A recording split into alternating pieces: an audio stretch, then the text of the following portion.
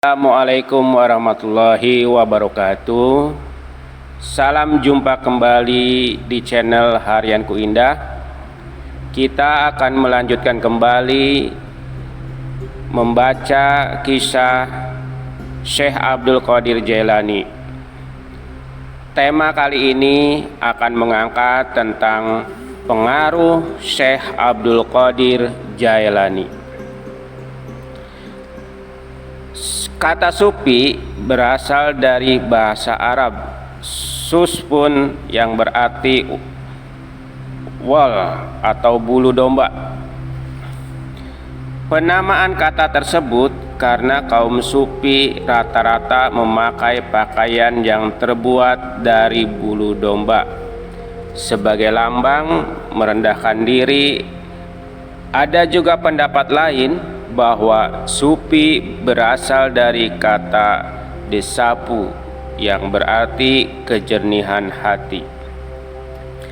Kaum sufi erat kaitannya dengan ilmu tasawuf. Tasawuf menurut Ibnu Khaldun sebagaimana dikutip oleh Permadi adalah sebuah ilmu syariat yang tumbuh dalam agama, tekun dalam beribadah dan memutuskan pertaliannya dengan selain Allah. Selain itu, menolak hiasan-hiasan dunia serta membenci perkara-perkara yang melenakan, baik itu bersifat kelezatan harta benda dan kemegahan, serta menyendiri menuju jalan Tuhan dalam berkhalwat.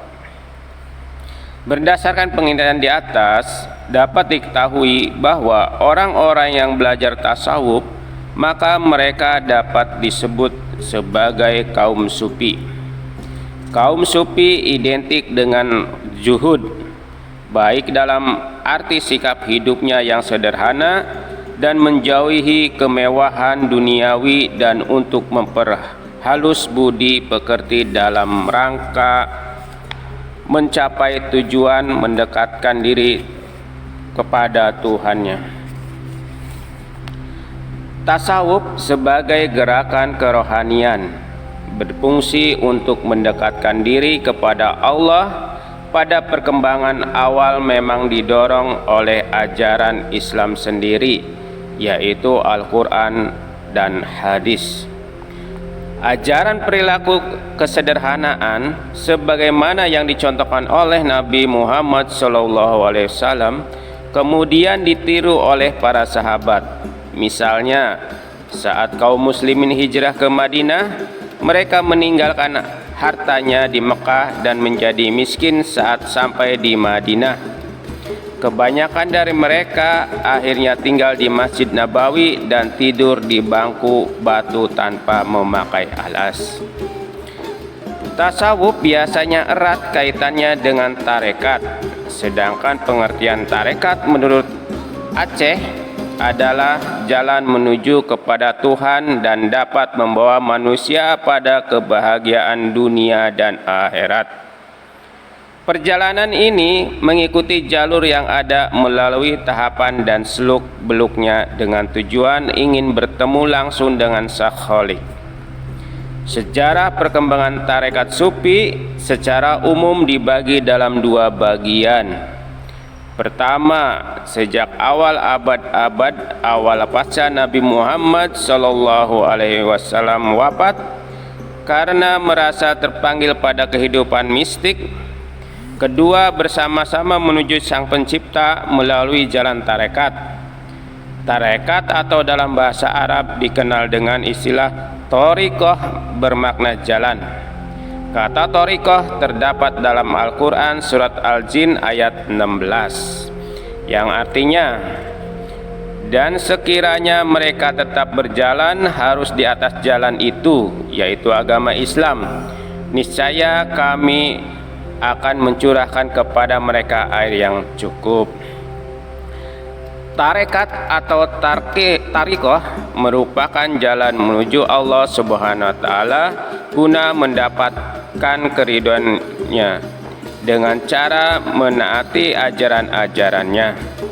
Penganut tarekat biasanya terdiri dari berbagai kelompok muslim yang tergabung dalam persaudaraan sufi dengan mengikuti salah seorang yang dinilai sebagai wali Allah atau kekasih Allah.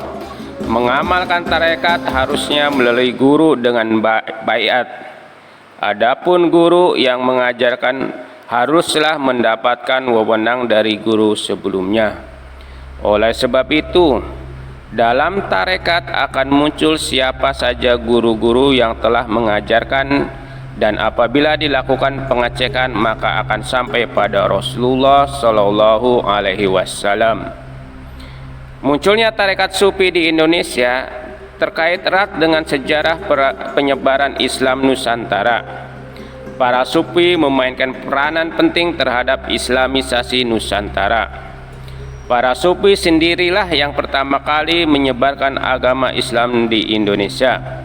Berdasarkan pada catatan sejarah terdahulu, bahwasannya Islam di Jawa pertama kali dibawa oleh Wali Songo atau 9 wali yang memainkan peran penting dalam proses Islamisasi.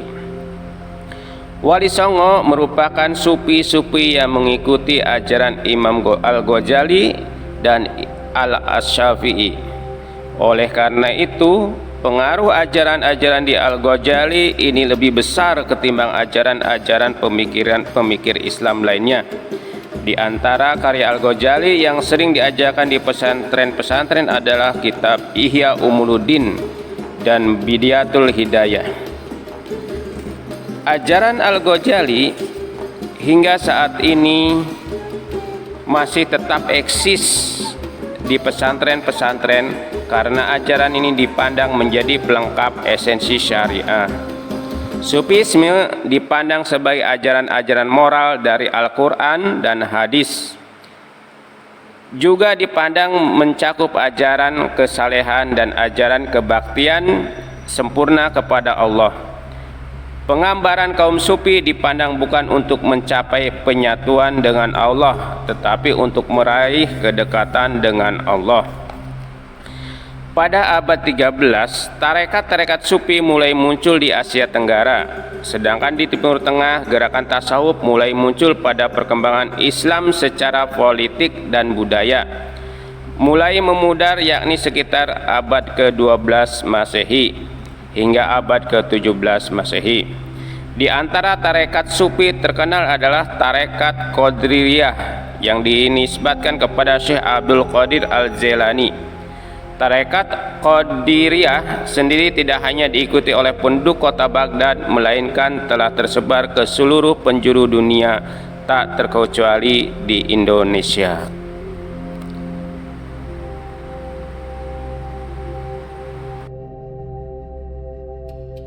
Tarekat Qadiriyah untuk sampai pada pemahaman mengenai kelahiran tarekat Qadiriyah, maka hendaknya dilacak terlebih dahulu mengenai asal-usul tarekat Qadiriyah.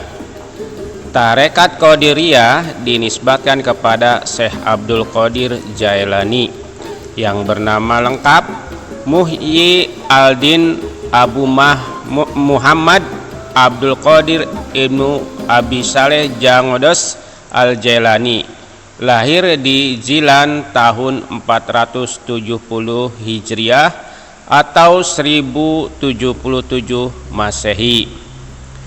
Apabila ditelusuri genealoginya, maka akan sampai pada ajaran Rasulullah Shallallahu Alaihi Wasallam. Syekh Abdul Qadir Jailani semasa hidup tidak pernah menggagas untuk membentuk tarekat.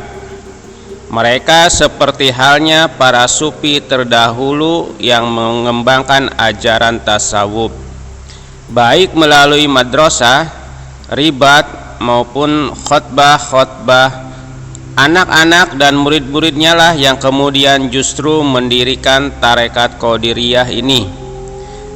Pengembaraan Syekh Abdul Qadir Jailani di dunia tasawuf telah berlangsung kurang lebih selama 25 tahun. Sedangkan sebelumnya ia bermadzhab Hambali dengan aktivitas di bidang fikih. Hingga saat ini belum ada kepastian siapa di antara anak-anak Syekh Abdul Qadir Jailani yang mengawali pendirian tarekat Qadiriyah. Kebanyakan sumber menyebutkan 3 anak Syekh Abdul Qadir Jailani yang memimpin tarekat Qadiriyah, yaitu Abdul Wahab, Abdul Salam, Abdul Rojak. Kemudian ada salah satu anak beliau bernama Abdul Aziz yang berperan dalam penyebaran tarekat Qadiriyah di Kurdistan. Ini ajaran dari Syekh Abdul Qadir Jailani lebih bersifat etis, yaitu agar mencegah diri untuk tidak tenggelam dalam kehidupan keduniawian. Ajaran Syekh Abdul Qadir Jailani dijabarkan dalam kitab Al-Ghunya li Tariq al-Haq, yang artinya kecukupan bagi para pencari kebenaran. Selain itu juga terdapat pada khotbahnya yang kemudian dihimpun oleh murid-muridnya menjadi kitab Al-Fath Al-Rabbani, kunci rahasia ketuhanan, Futuh Al-Ghaib, kunci-kunci metafisika, Al-Fuyudat Al-Rabbaniyah fi Al-Awrad Al-Qadiriyah, dan Hizb Al-Basir Al-Khairat. 2 buku terakhir merupakan kumpulan zikir dan wirid.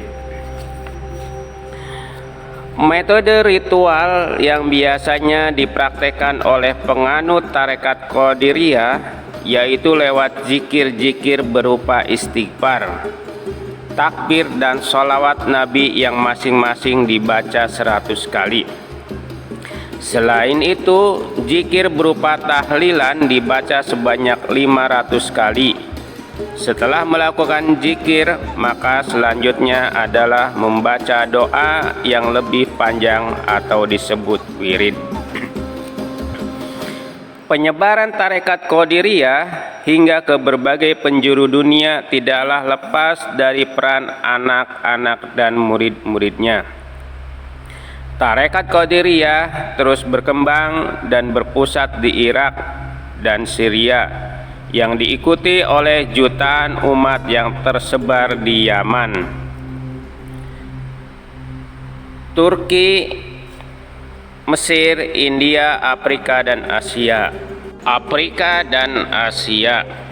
Namun, meski sudah berkembang sejak abad ke-13, tarekat ini baru terkenal di dunia pada abad ke-15 Masehi.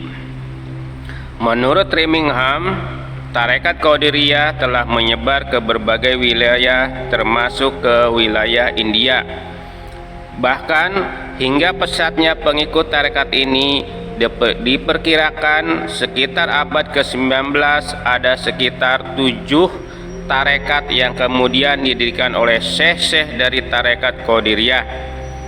Di Turki oleh Ismail Rumi yang diberi gelar mursyid kedua, sedangkan di Mekah tarekat Qadiriyah sudah berdiri sejak 1180 Hijriah atau 1660 Masehi. Tarekat Qadiriyah dikenal cukup luas. Apabila seorang murid telah mencapai derajat syekh, maka murid tidak mempunyai suatu keharusan untuk terus mengikuti tarekat gurunya. Bahkan dia berhak melakukan modifikasi tarekat yang lain ke dalam tarekatnya. Hal itu seperti tampak pada ungkapan Syekh Abdul Qadir Jailani sendiri, bahwa murid yang sudah mencapai derajat gurunya maka akan menjadi mandiri sebagai syekh, dan Allah lah yang menjadi walinya untuk seterusnya. Tarekat Qadiriyah di Indonesia. Tarekat Qadiriyah yang terkenal cukup luas. Tidak mengherankan apabila kemudian syekh penganut tarekat Qadiriyah mengembangkan tarekatnya.